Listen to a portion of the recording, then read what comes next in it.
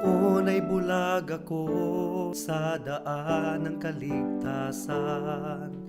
Tulad ng marami, nakatuon ako sa sarili. Mabait naman at matulungin at walang kapwang inabuso. Kung kaya't ang tiwala ko, malamang ligtas ako.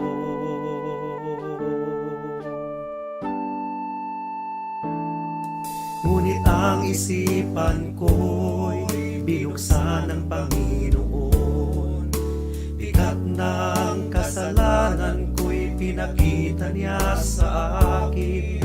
Dagdag pa ang aking puso, likas na sa Diyos ay umaayaw. Kung kaya't ako'y nabahala sa aking kaluluwa.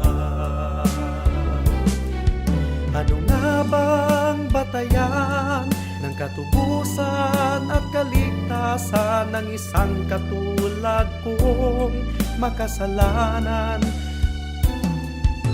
Ngayon ay batid ko na ako'y walang magagawa upang ituwid ang aking kaluluwa.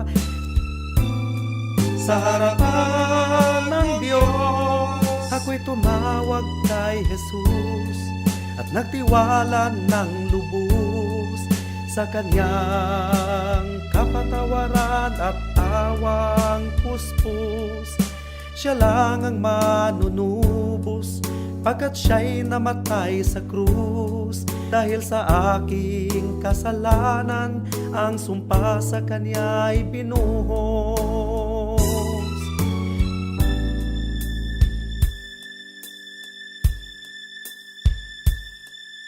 Ngayon ay tiyak ko na ang aking kaligtasan, aking nararanasan, tunay na kapayapaan.